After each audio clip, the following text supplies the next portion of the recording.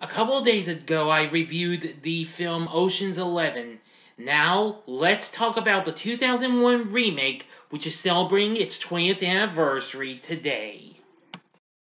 Big D's Entertainment Rankings and Reviews. So, greetings, my fellow YouTubers, and welcome to Big D's Entertainment Rankings and Reviews. My name's Doyle, better known to you as the Big D, and this time around I bring to you a review of the 2001 heist comedy flick Ocean's 11, a remake of the 1960 film of the same name. But it's the first installment of a franchise. Anyway, the film was released by Warner Bros., who also released the original film, featuring an all-star cast that includes George Clooney, Brad Pitt, Matt Damon, Don Cheadle, Andy Garcia, Bernie Mac, and Julia Roberts. And the story follows friends Danny Ocean and Rusty Ryan, who plan a heist of $160 million from casino owner Terry Benedict, the lover of Ocean's ex-wife Tess. The film was directed by Steven Soderbergh, who was no stranger to working with Clooney and Roberts, as he had already directed Clooney's 1998 flick Out of Sight, as well as Julia Roberts' recent hit Erin Brockovich, which came out the year before this, which I unfortunately failed to review last year for its anniversary, but I'll make up for that sometime. Anyway, yeah, this film was actually pretty good. After I recently revisited it earlier this year. Anyway, here's how the story goes. Following his release from prison, Danny Ocean violates his parole by traveling to California to meet his partner in crime and friend Rusty Ryan to propose a heist. The two go to Las Vegas to pitch the plan to wealthy friend and former casino owner Ruben Tishkoff. The plan consists of simultaneously robbing the Bellagio, the Mirage, and the MGM Grand casinos.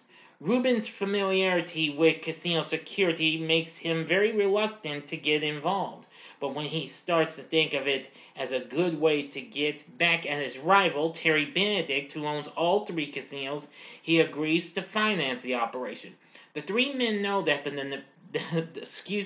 Nevada Gaming Commission requires casinos to have enough cash on hand to cover all their patrons' bets, and they predict that on the upcoming night of a highly anticipated boxing match, the Bellagio vault will contain more than $150 million. Danny and Rusty recruit 8 former colleagues and criminal specialists. Lance Caldwell, a young and talented pickpocket, Frank Catton, a casino worker and conman, Virgil and Turk Malloy, a pair of gifted mechanics, Livingston Dell, an electronics and surveillance expert, Basher Tarr, an explosives expert, Saul Bloom, an elderly conman, and the amazing Yin, an accomplished acrobat.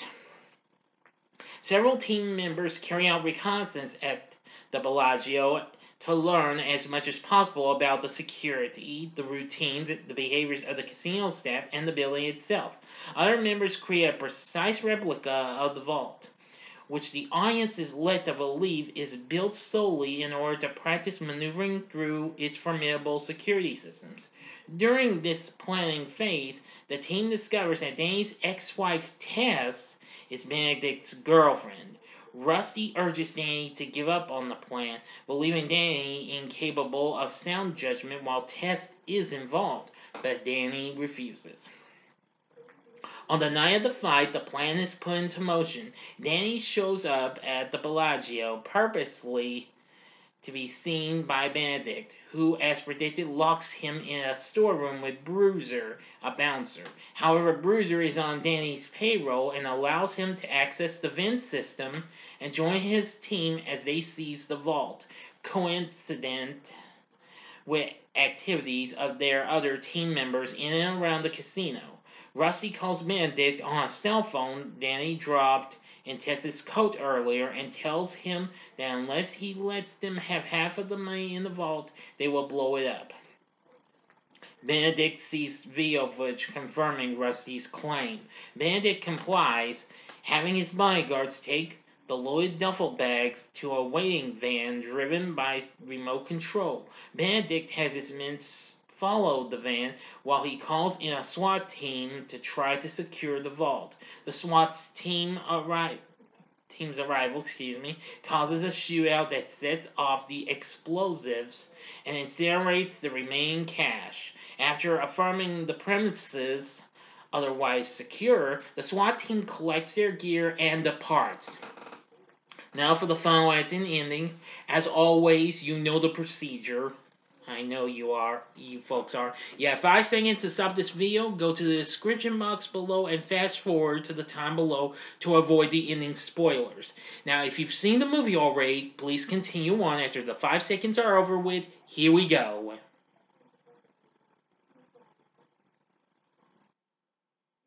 Okay, you've been warned.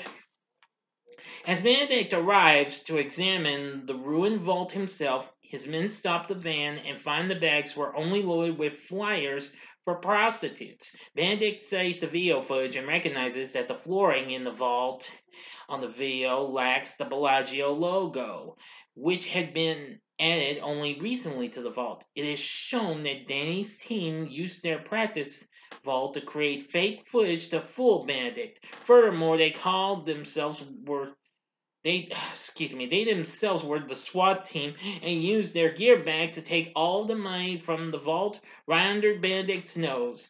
Benedict goes to see that Danny had seemingly been locked up in the storeroom throughout the heist and thus innocent of any involvement. As Tess watches via CCTV, Danny tricks Benedict into saying he would give her up in exchange for the money. Benedict, dissatisfied with Danny's plan to get back the money, orders his men to escort Danny off the premises and inform the police that he is violating his parole by being in Vegas. Yep. So Tess leaves Benedict and exits the hotel just in time to see Danny arrested. The rest of the team bask in the victory in front of the fountains of the Bellagio, silently going their separate ways one by one. When Danny is released after serving time for his parole violation, he is met by Rusty and Tess. They drive off, closely followed by Benedict's bodyguards, whose presence was noted by Rusty as he and Danny approach Rusty's car. End of story.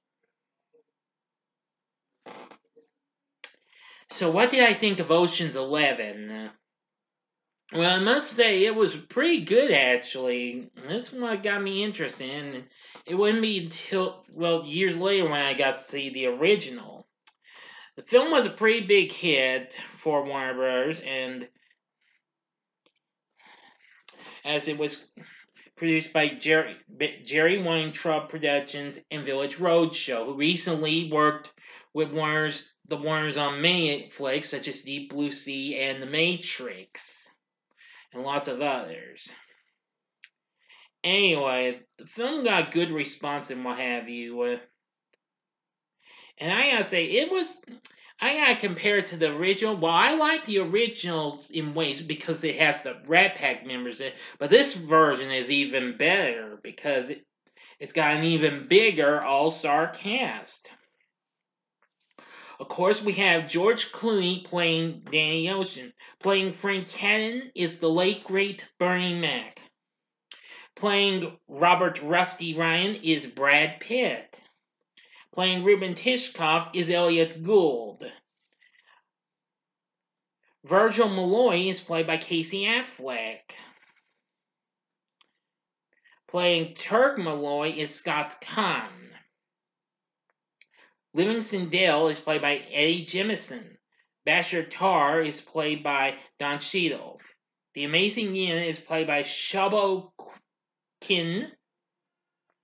Saul Bloom is played by Carl Reiner, and Matt Damon plays Linus Caldwell. The rest of the cast includes Andy Garcia as Terry Benedict and Julia Roberts as Tess Ocean.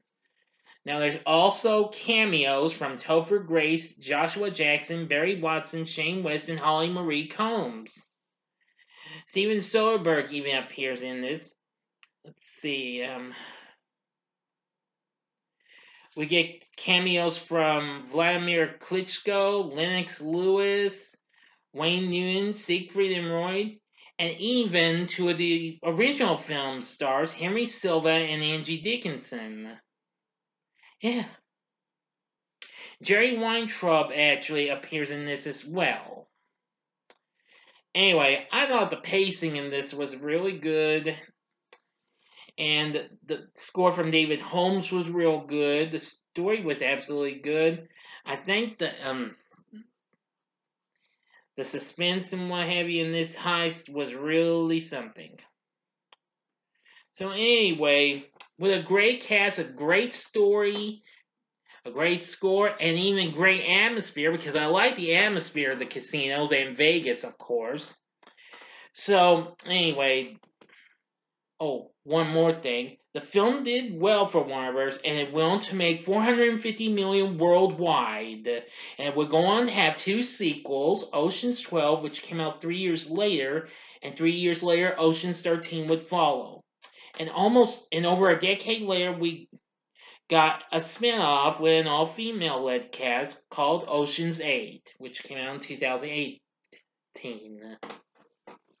Alright, but with all I've said before this mention, with a great cast, a great story, and great atmosphere, etc., would I recommend Ocean's 11 from 2001? The answer is hell yeah. This is definitely worth looking into if you haven't. This is definitely a good movie. I think you might want to check it out. So anyway, what are your thoughts on Ocean's 11? You can tell me in the comment section below. Well, I mean, Ocean's 11 2001. Just tell me in the comment section below if you like this video. Click the like button, subscribe to my channel, and be a part of the Big D Nation. Join me next time when I bring to you a review of Babes in Toyland from 1986. Thanks for watching, and if you like this, you may want to consider checking out my reviews for some of these other films. In the upper left-hand corner is my review of the original Ocean's 11 from 1960, or go to the upper right-hand corner and see my review for, well, my spoiler-free review of a recent film that had Matt Damon in. That was Ridley Scott's The Last Duel. Or if you want something else, go to the bottom left-hand corner and see my recent 20th anniversary review for another film Warner Bros. Put out the same year this did, but just a few weeks before this, in the form of Harry Potter and the Sorcerer's Stone. And the bottom right-hand corner is the button you can click to subscribe. If you like rankings and reviews on movies, TV, music, video games, etc., then I'm your guy. Thank you for watching. Until next time, I'm the Big D saying, see ya.